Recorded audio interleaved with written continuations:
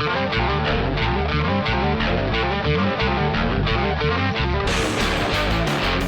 everyone and welcome to another Lords of the Sith podcast. Today we're talking about how Reylo is Endgame. It's the main plan. It's the core of the Sequel Trilogy. My name is Denise and I'm here with Lee. Hi! So tell me a little bit about it, Lee. Well, we really wanted to do this episode because we find it kind of incredible that even now people are still questioning the Reylo-ness of the Sequel Trilogy. So there's plenty of evidence. We wanted to kind of put it all together. We had talked about this before under Star Wars Connection, but that was just after The Force Awakens came out, like a few months after. So we wanted to kind of integrate more stuff that's come out between The Force Awakens and The Last Jedi, and then in the movies, and then in the aftermath. Yeah, we're gonna repeat some things that we've already said, but you know what? Rehashing is pretty cool. This is Star Wars. Come on, let's rehash. Let's do it. Okay, so let's start. First thing, I have an interview from JJ. It was all planned. That's one thing that we need to know, and we have evidence to support that it was planned and it was a romance that was planned. So I have an interview from JJ from 2013. It was for the Metro Paris. And he says, they asked him about romance. And it says, quizzed about the possibility of on-screen romance, he said, no doubt. Even if I already know, I want to approach this project in a different way. We're only in the initial stages, and it's difficult to talk about it other than to say it's very exciting. So that's what he has to say about romance. He says, yes, that's in 2013, guys. And he says that he's really excited about it and that it's different. So I think we haven't heard much about it later, but I kind of know why.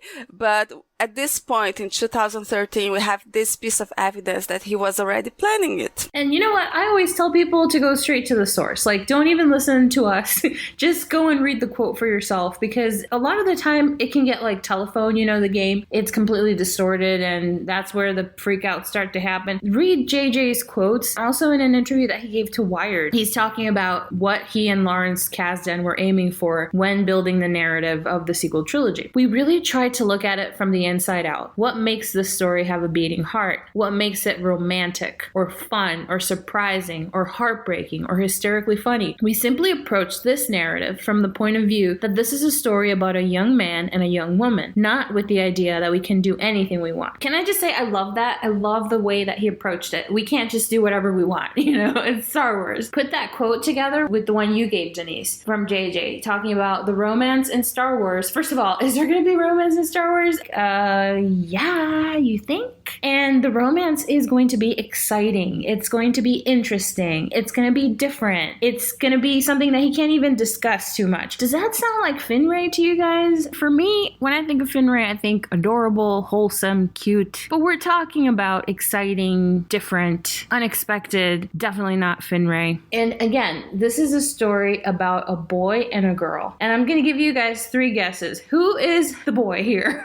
Do you think that it's Poe? Poe was supposed to be sleeping with the fishes at the end of The Force Awakens. They only brought him back at the 11th hour because they liked Oscar Isaac. I like him too. He's great. But do you really think that they were building the love story narrative around him? I don't think so. I don't think so. The guy is the Skywalker boy and the girl is Rey. It's their story, and it's always been their story. I'm not saying that it's not okay to ship Rey, Poe, or Finray. I'm one of those people, like, I want people to be free to like what they like, be into what they're into. And I have liked plenty of non-canon ships. Talk to me about Harry Potter sometime. You're in for a big surprise. But the point is that this is not about what we want. It's about what is set up and where's the story headed. I don't have a problem with people wanting things to happen one way or another. But when they start talking about how it's always been intended, you know, for it to be Finray or Rey, Poe, I mean, that doesn't make any sense to me. And you guys know that J.J. Abrams is the love story guy, right? I mean, it's his thing. He's said it before. He's even, I think there's a quote of him saying, you know, for me, it's always about the love story. This is what he's really best at. Portraying that chemistry between two characters, you know, and why they're coming together works and why it fails and why it's fascinating and why you can't just look away. Like, how many people here watch Felicity well past the point where they should have stopped? So the fact that they picked him to, you know, spearhead the narrative efforts in the sequel trilogy tells you a lot already. And also something that I find is important.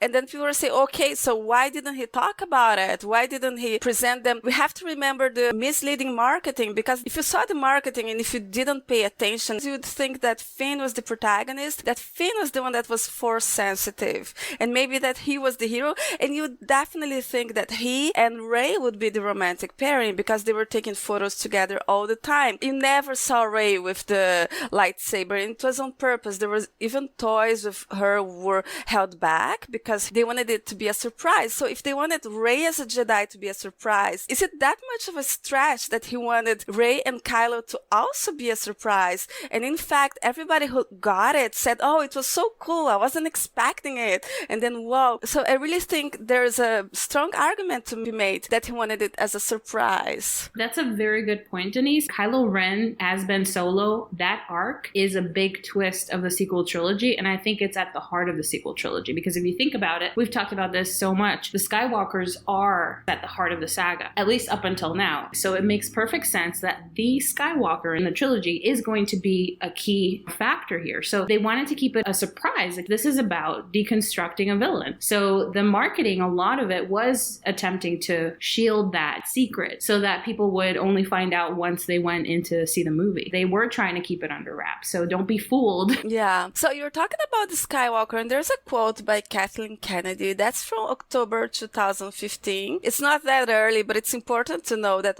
that's what she thinks. And this is for the Costco connection. I don't know why, but whatever. And she says, the saga films focus on the Skywalker family, and went on to add, the stories follow a linear narrative that connects the previous 6 films. The Force Awakens follows Return of the Jedi and continues that generational story. Okay, so key points here. She says this saga films.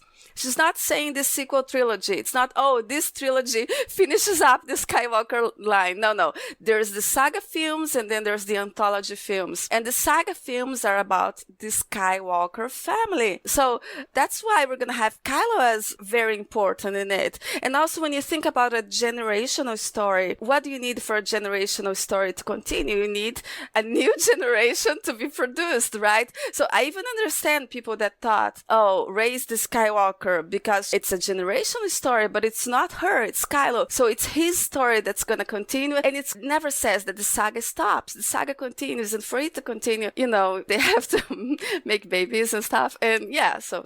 I think that the reason why people are so confused about there's no way that there can be romance between Kylo Ren and Rey because he's set up to be the villain is because they've done such a good job of protecting the twist in his arc, which is obviously redemptive love. I mean, that's a core element of Star Wars. People are expecting that it's going to be a familial, father-child dynamic, kind of like what we saw in the original trilogy. Because Rey was set up to be a Luke, basically, we saw so many familiar callbacks to Luke's arc. So then people were expecting, oh, this is going to be about a father and his daughter. No, the redemptive love here is actually obviously going to have to involve Kylo Ren because he's the one who is lost to the dark side, not anyone else. So if you think about it, maybe Leia was going to play a big role in bringing Kylo Ren back at some point, but obviously that's not going to happen now. And even then, it wasn't set up to be like a mother-son thing. It was set up to be like a romance, redemption. So all the elements are there, but people are getting fooled by the distractions. Yeah, but we have to remember that these distractions, sometimes they were on purpose because of the twist, for the same reason that Finn is the one that takes the lightsaber first. That's what I think, that they were going for this twist. Now, you're talking about family. One thing that I noted was that how Rey fits in with during the Force Awakens with the Solo family. So it's this ideal family. Why put Han as a father, right? A father figure. Leia, according to JJ, hugs her like a mother. And this is funny because I was actually rereading Harry Potter for my son, and I know that I don't like the romances there, but he goes into this house where it's gonna be his future love interest, and it's this perfect house. It's like he loves it. It's the perfect family, and it's the family. That is so cool because that's exactly what I was thinking. Oh my god, I was just thinking about how Harry, marries into Ginny's family, and it becomes his family just as much as his biological family would have been, and it's set up years and in advance before you have any idea. He walks into that house and he's enchanted. It's like, oh, this is the family. And that in a way is what happens to Rey when she meets Han and he's her father. And then when she sees Leia, she goes there and hugs her, she's her mother. I love that hug. And in this sense, and she's looking for a family, right? And so that is the family that she's going to find. And well, how do you find a family, So there is this theme there. Yeah. It feels like the setup has been thought out very carefully so that eventually these two characters who are coming off from entirely different ends can converge somewhere in the middle, and it just will integrate, seamlessly. It's really, really cool if you look at the big picture. And as a side note for other Potterheads, I don't ship Harry and Ginny. I've never liked them together, but I can recognize that it was actually really, really well done in the big picture sense. I don't think it's true to the characters, but I think it does work from a story standpoint. And maybe you anti-Reylos out there can eventually come to terms with this story. It's poetry. It rhymes. It is really nice. Yeah, it is. So another point that's interesting is their clothes, how their clothes are similar. So it's not coincidence, even though they're designing, oh yeah, let's just give them the same. Why are they dressed the same? Because they are like two halves of a whole, whatever, I forgot. They're two sides of the same coin. Yeah. They're the light and the dark aspect of the Force. It's really interesting when you look back now on the reaction to The Force Awakens, when a lot of us came out from the first time we left the theater, we were like, no, this is going to be the couple. Like, we were shipping Reylo right when we saw The Force Awakens the first time. And a lot of people totally missed what was playing out. And they thought, no way, because he's the villain and she's the good girl. They have nothing in common. Well, that obviously is not true. They're two sides of the same thing. And there's an implied sense that they're coming together will bring balance somehow. But it's not coming out of nowhere. All those elements were set up already there. I wanted to talk a little bit about what we actually saw in The Force Awakens. Can I just go back a little bit? I wanted to talk about an interview before the movie came out. It was an interview for the Ellen DeGeneres show, and we had Oscar Isaac, we had John Boyega, and we had Daisy Ridley. And by the way, if you look at the interview, Daisy Ridley was sitting very close to John Boyega. They were doing this whole thing, these two together. And she asks them, would there be romance? And then Oscar Isaac says, you have to look at it very carefully. And then he's like, oh, but in my head, I was playing romance. So he pretty much denies it, because he's saying that in his head, his character was playing romance. John Boyega pretty much says no, because in this movie he's sweating and he doesn't have time for that. So he clearly straight out denies it. Daisy Ridley says, we shall see. And then everybody stares at her and she says, oh, not necessarily, but saying we shall see is more interesting. So she does not deny it. So we had Oscar, who kind of pretty much denied it. I'm imagining that my character is having a romance. I'm playing a romance. John Boyega pretty much denies it, while Daisy Ridley, she leaves it open. So what romance is she having? It's not with Finn. Finn just, John Boyega just denied it. So, and that's right before the movie came out. So we see that it was really set up and it was a romance already in The Force Awakens, at least according to what Daisy Ridley says. And the romantic elements are definitely there. One thing that I think they overdid a little bit was the whole Reywalker hinting and the is she, isn't she? And I remember part of the reason why I went in thinking that she was going to be Rey Skywalker, like Luke's daughter, is because of the marketing. They had these commercials where they showed you, they had a voiceover of Luke saying, the Force is strong in my family. My father has it. I have it. You have it. But that's for Leia, right? But they show Rey on screen. If you look at those old commercials. So the implication is there that, oh my God, this is Luke's daughter. But I think they were doing that because they thought it was so obvious in the movie that Rey is not Luke's daughter, that Rey is not connected by blood to any of these people. So then they kind of did a little, twist there to surprise people. But then some people came out of The Force Awakens. They're like, oh my God, she's Luke's daughter. And I was like, what? I mean, the movie obviously doesn't point to that at all. In fact, it points to just the opposite of that. But I think that's what got a lot of people confused. And if you think about, why did they keep up the charade? Why did they maintain the facade? At one point after The Force Awakens, JJ actually let it slip, that her parents were in The Force Awakens. And then he actually retracted himself. Why did they do that? Well, because again, if it becomes obvious to everybody that he is the Skywalker, then obviously it becomes apparent that he's going to be redeemed. Yeah, but some people are actually thinking that they're gonna finish off the Skywalker line with these movies, and some people are actually upset about it, and when it's obvious that it isn't. However, these are the stakes for the last movie. You can't just say, "Whoa, of course the Skywalkers are gonna continue," because the stakes are this. If Kylo isn't redeemed, if Kylo doesn't have a romance, the Skywalker line is not gonna continue. So every Star Wars fan should be a Reylo right now. Come on. I know, right? But you know what? For me, it's pretty clear that he will be redeemed and the line will continue. Just from a financial perspective, I mean, are they really going to end the line forever and end their cash cow? No. That being said, I will concede that it's not a settled matter until we leave episode 9. We won't know for sure. But I would like for people to stop repeating as if it were a fact that Kathleen Kennedy supposedly said that the Skywalkers are going to be done after this trilogy, because she never said that. They're getting this because at one point she gave an interview, I think it was to Coffee with Kenobi or one of those shows, and she said something like, in the future we're going to have stories that are going to feature Rey and Finn and Poe and other characters, and she did not mention Kylo Ren. But you guys, how could she have mentioned Kylo Ren? Because if she says Kylo Ren, then people are going to say, oh my god, he's going to be evil forever. If she said Ben Solo, then people were going to say, oh my god, he's going to be redeemed, he's going to be Ben Solo again. If she mentioned him at all, it's a confirmation that he's going to live beyond episode 9, which is a twist, supposedly. So there's no way that she could have mentioned him. So not mentioning him is a way of, again, protecting his arc, but it doesn't mean that he's not going to be present after episode 9. So that somehow became, oh, Kathleen Kennedy already confirmed that they're going to kill off the Skywalkers. And this misinformation just keeps getting spread, and it makes people panic. But it's not true. Yeah, no, I was looking for it because I wanted to comment on it,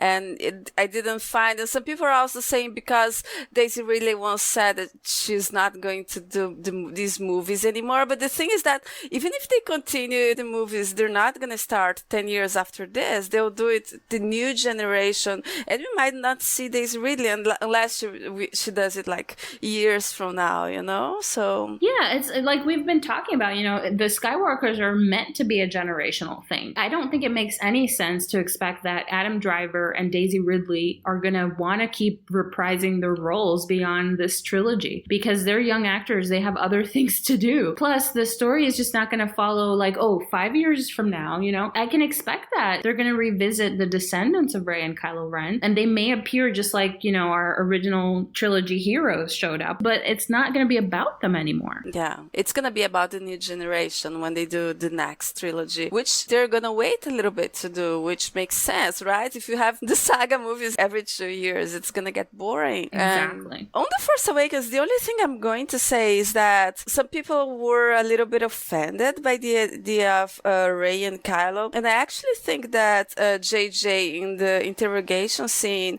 he made a mistake in having Rey flinch and cry and shudder. And when I saw that she was hired because she had those tears, I can maybe see that he thought, oh, this is such great acting, I want it in the movie. But the fact is that in no movie where you have this like monster movie where the girl is taken away by the monster that's not really a monster, she should never be scared. It kind of breaks the trope and confuses people, because it becomes a damsel in distress. Yeah. Mm-hmm. So it's a different trope. And even there's a movie, Megamind. It's not so popular, but she's in the beginning, she's being kept by the guy that's gonna be redeemed, and she's not afraid at all. Later, when she's taken by one that's really a villain, she's really scared because her life is indeed in danger. And I think I understand they say, oh no, she's crying because it's her own fears, it's her own I don't think she's afraid, though. I don't think she's ever afraid of him. In fact, she kind of like talks to him like, well, a creature in a mask, and where the f*** are my friends? She's defiant of him. Yeah. So I think that she's crying because when you resist the force probing, it's painful. It's not because he's causing her pain. It's because she's crying because she's trying to keep him out. So, but at the same time, the visual language is there that she's in distress, she's suffering, she's crying, she's in pain, and he's the cause of it, even if indirectly. So I get what you're saying. In hindsight, I don't think they should have done that. So I understand what you mean. Yeah, but there isn't much we can do. But other than that, if you think about it, it's just nice. After when she meets Finn afterwards, he asks her, like, did he hurt you? She looks at him like, what? Hurt me? And also every commentary, everything that we hear from the cast, from the crew about that moment is that it was a moment of bonding, it was a moment of connection. So it would be horrible if it was a moment of, like some people say, abuse, and that caused bonding. That would be pretty disturbing. And so I just think that people that are offended by it, which I understand, just need to think that it was maybe, they made a little mistake, I would say. Well, I think they're missing the forest for the trees. Like, the point of that scene in the movie was to show that beneath the mask, there is a vulnerable person, and that Rey was able to get at the heart of him, and that she was able to hold her own against him. She wasn't scared of him. She started out trapped. He was getting stuff out of her head, but then she flipped the tables on him, and she became the person who was actually the aggressor there. So the dynamics were totally shifted. And if this were a relationship between two people, like if they were friends or if they were dating, it would be messed up. But remember, the setup is a war prisoner and an interrogator. That's all there is. That's all they are to each other when that scene starts. By the end of it, they've developed a connection, which I believe actually was the start of their force bond. I don't think that came out of nowhere. I think that their minds were bridged in that moment. It says that there's an energy they recognize,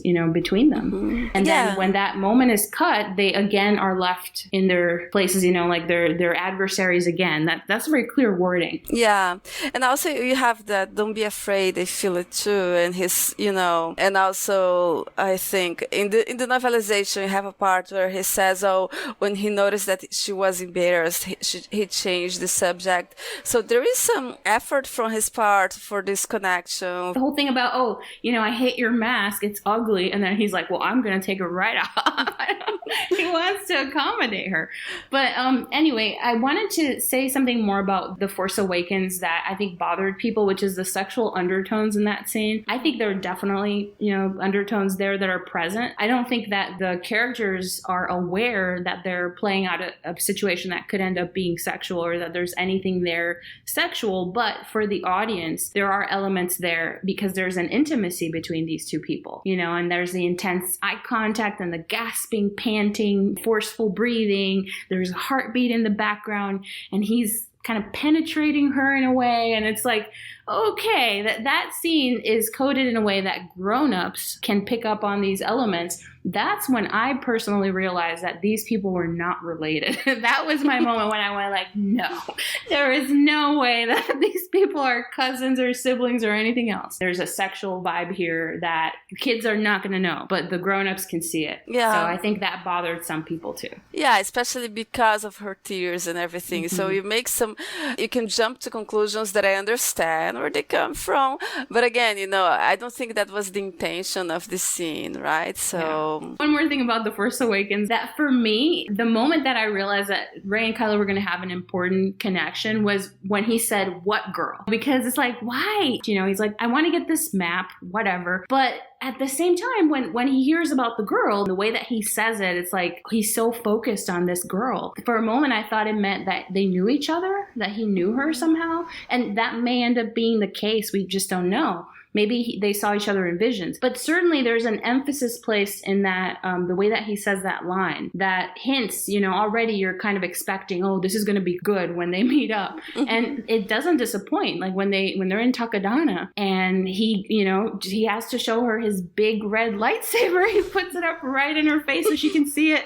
The scenes are coded in a very interesting way. I was going to say, for that scene in Takadana, she had just heard Ma saying, who you're looking for, they're not coming back. It's like she's going to meet her future. She's like, stop looking back and look forward, and she runs and meets him. So exactly. And then going back to JJ's director's commentary, that scene in Maz's castle, all of those elements are there not by chance. They're deliberately inserted. He talks about Star Wars, it's like a fairy tale. What are the elements that you're going to have in a fairy tale? You're going to have a castle, Maz's castle. You're going to have a prince, Ben Solo. You're going to have a princess. And so these elements are there not by chance. Rey is in the castle. She runs away into the forest. And then there she meets her future prince, who is transformed into this beastly creature. right? This horrible monster. Another fairy tale element, which I personally love, is the whole I know you, I've seen you before, once upon a dream kind of Sleeping Beauty thing. You guys know that poem by Rumi. Lovers don't just finally meet, they've been in each other all along. Something like that. I'm butchering that, but that's, you know, the point. That sounds kind of like Kylo Ren and Rey. You know, they are being presented to us as soulmates who have recognized each other before either of them realizes it. They recognize an energy in each other. The first time that Rey sees Kylo Ren in the novelization, it says she'd seen this man before in a daydream, in a nightmare. And then Kylo Ren, after his encounter with Rey in the Star Wars databank, it says in his biography entry that he sensed that their fates were somehow intertwined. There is a very strong connection there that they sense, but they're not fully aware of what it means or what it's going to turn into. We already can anticipate that it's going to be love. Yeah, and it's very important to bring up the fairy tales because it's a long time ago in a galaxy far, far away. That's very obvious. We're talking about fairy tale in space.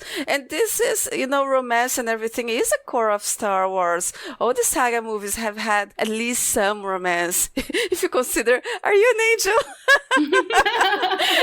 Well, if you disconsider that one, then the Phantom Menace was the only one.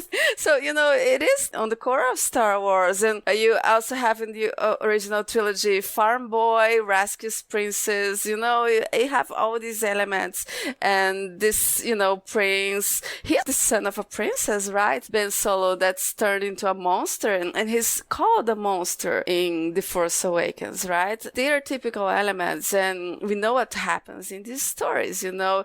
Yeah. It would be really cool maybe one day to have, no, the princess just kills the monster. But I mean, it's not transformative. It's not. There isn't that thing that makes fairy tales fairy tales. Exactly. And if you think about it, I mean, Kylo Ren is a monstrous element of Ben Solo, and he will at some point be killed in that way. That aspect of him, he's going to transcend that. So there is going to be a metaphorical death of the monster so that this person underneath can be free. And we already started seeing Ben Solo's liberation. I think that killing Snoke was an important first step. And here I'm going to plug a little bit one of our upcoming episodes, which is Monty, our friend from Star Wars Connection, and I recorded an episode where it's like a discussion about Reylo and music. And we do some character analysis and we pair up each character with the soundtrack that we would come up with for them. And one of the songs that always reminds me of Kylo Ren is a song called Feathery by Milky Chance. The song says, I will try to hold you with my arms around your heart, even though love's going to kill me, I will try. The more that Kylo Ren comes to love Rey, and he already started having compassion for her from the moment that he entered her mind and saw her loneliness. Now that is turning into love. And I think that Kylo Ren's love for Rey is eventually going to lead him to have to make the decision to sacrifice his Kylo Ren identity and embrace Ben Solo, who is an aspect of himself that he had wanted to reject and even destroy. And the thing is, my sense is that Kylo Ren understands that on some level, and yet he's still falling in love with Rey. It's like a moth to a flame type thing. People who want to see Kylo Ren biting the dust, you are going to get to see that, I think, by the time the sequel trilogy is said and done. Just not in the way that a lot of people are hoping. That means that he's just going to like straight up die. I think he's going to live, but he's going to live as Ben Solo. Does that mean that Kylo Ren is going to be eradicated fully? No. Do you think that the beast was fully gone from Prince Sebastian after he transformed back into a human being at the end of Beauty and the Beast? I don't know. Part of that, in a way, is always there, but that's a very interesting conversation that we can continue another time. Another thing I wanted to mention is that for anybody who needs further proof that Kylo Ren is designed to be a romantic hero, take a look at his gorgeous hair.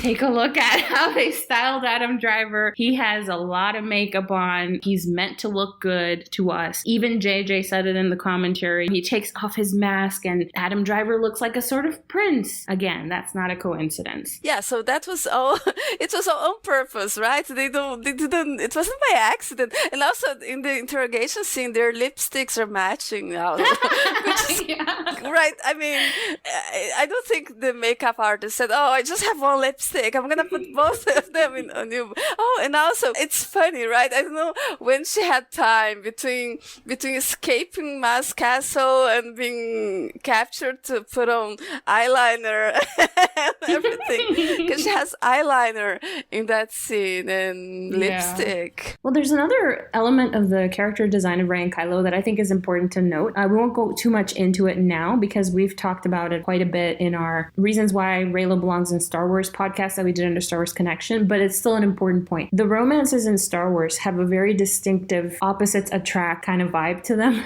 where the lovers or would-be lovers in the case of Leia and Luke are basically polar opposites in the sense of their standing or where they're coming from, and you wouldn't expect them to pair up. For example, the queen and the slave boy, and later the senator, the politician and the priest, the princess and the farm boy briefly, the princess and the scoundrel. If you go to the EU, the Emperor's Hand, the assassin and the hero of the Jedi. And of course, Bastila Shan and Darth Revan, the Jedi and the Sith Lord, end up having the most beautiful, gorgeous, epic romance ever. And don't get me started on their character design and how those match up to Rey and Kylo. So the setup is there. That's what we expect to see in Star Wars, that people are going to have that added layer of depth between them because you're not expecting that they're going to have anything in common. And then there's this undeniable thing between them that bridges that gap and allows for the romance to flourish. And does it end well? No, but third time's the charm, right? As far as the trilogies. But anyway, with Rey and Kylo, obviously we talked about it before. Kylo Ren is a prince or a prince figure. Rey is a peasant girl. I mean, it doesn't get any better than that as far as fairy tale elements. He's from a noble family with very high standing, very wealthy, very important in the galaxy, whereas she is essentially Rey nobody. Like, I'm an unapologetic Kenobiist. You guys know that. But I recognize that there's a really nice symmetry where there are kind of perfect counterpoints to each other if it's true that Rey is Rey nobody. So I'm going to be okay with it if it ends up being the case. Aside from that, if you go one layer deeper than that, there is a very nice complementariness in the sense that Rey is a scavenger. Her profession is basically picking garbage. And, a lot of people say Kylo Ren is trash. So if you're a hater, look at it from that standpoint. It's a match made in heaven. No, I'm kidding. I mean, Kylo Ren, killing your dad's pretty trashy, but Kylo Ren is a diamond in the rough. And that's what Rey knows. Rey is somebody who, so she can eat and she can live. She has to be able to discern between what's just plain useless trash and what is actually something of great value that is broken and can be mended. Something that is worth hanging on to. And so Kylo Ren is that, made a person. So that's another very beautiful element to their character design that cannot be overlooked. So guys, really think about how much work has gone into the character design of these two people as individuals, especially Kylo Ren. I refer to him as the Ferrari of Star Wars characters. He's just, wow, the complexity of this person is just fascinating. A lot of effort has gone into making sure that these two pieces will actually come together and be a perfect fit. Aside from that, there's another important thing we haven't talked about in The Force Awakens, which is a key scene. And I'm talking about, of course, the cliff scene in the forest. Again, this magical setup with the snow fight, and their sabers locked. They're staring intensely into each other, and all of these emotions play out across Rey's face. At one point, she looks like she's getting there. She's ecstatic. She's finding the Force. They're finding the Force together, and he's pushing her there. Again, there's a lot of coded sexual elements in that scene, right? And then I really love how that was referenced in The Last Jedi when he talks to her about, you have that look in your eyes from the forest. It's kind of like people talking about their meet cute, It's so nice. No, I think those elements were well. There's also that element that we've mentioned about the Millennium Falcon, because when Rey gets in the Millennium Falcon with Han, it's cutting from Rey and then to Kylo, and they have those scenes where they're reaching for each other, and then she wants something. These scenes are all in dialogue with each other. There are lots of elements, and there's also the thing with the Millennium Falcon that's not working well, and they say, oh, it's because Unkar Plunt installed the compressor that's not allowing it to do well, and then after a long time she's like, I bypassed the compressor. So it's almost as if the compressor could be Snoke or this bad influence on him, and you say, oh, if it was Snoke, it didn't work. But in a way, if you think about The Last Jedi, it worked because she was with him when he got rid of Snoke, and who knows what's gonna open up for him, right, in terms of getting rid of this influence. romance. So those little tidbits and moments that I think they symbolize something that I think is interesting. Yeah, definitely. And you said the lightsabers locked. I have never, ever, ever seen a movie where a man and a woman lock their swords, look at each other's eyes, and they don't later, do something. It's very used in Oriental movies, and it's common, but it's what it is. So you have these things are things that are coded, right? And they're there for a reason. Yeah, even like the dueling is like a dance, and between a man and a woman who have this romantic potential. Dance is, sex. So there is a lot there that, can be gleaned. And guys, something to consider if you're still on the fence about, are they really showing us Reylo? Yeah, they're showing us Reylo in The Force Awakens. Yeah, there's a lot of stuff and we cannot cover it all. But one thing that was really important was that when JJ accidentally or not slipped, Rey's parents are not in episode 7. And then there was some people on Instagram, Reylo, celebrating, and Daisy Ridley herself, when she had an Instagram, went there and said, "What can it all mean?" So if she's not a Skywalker, where does your mind go? Actually, if you think of it as a generational story, the answer is pretty obvious, right? So wait a minute. She went into the Reylo tag. She didn't just go anywhere. She went into the Reylo tag. His girlfriend was liking Reylo fan art, and she was obviously, keeping an eye on things there. Yeah, I guess, right? Like some people said, no, she just does that because she wants to be polite. Mm-hmm. Yeah. Okay, so after this, we go to the road to The Last Jedi. First thing, I would like to mention the Star Wars celebration and the art, the piece by Eric Mael. That was one thing that I think was important because it clearly showed them in a more romantic position, right? Because if you think about that piece, she has her back arched, her neck to the back. So these are things that you usually use in romance. If you look at her bag and the position, oh my God, I don't want to talk about that. What is that?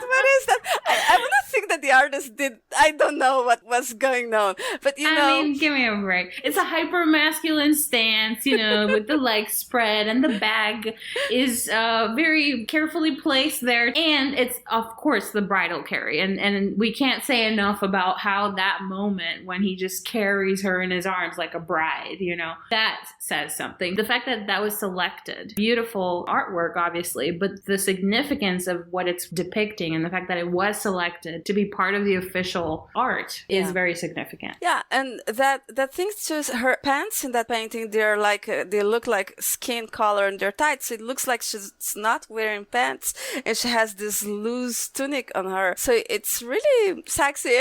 And I think if you look at it, there was no art where you had only Rey and Finn, even though they're friends, right? So, and I doubt nobody did that. So the message that they wanted to convey was Rey and Kylo. And I'm quite surprised some people didn't get it yet. So we're actually going to wrap up here, but we're going to be back with more discussion on why Reylo is obviously Endgame. And the second part of this conversation is going to cover the TLJ marketing, the movie itself, and the aftermath of The Last Jedi, what we've seen since then. So you want to stay tuned for that. And if you guys have enjoyed the Reylo art that we featured in today's video, then please check out the Tumblr blog, KS Art Things. It's our friend Ksenia's art, and she is so talented and everything that she does is so gorgeous.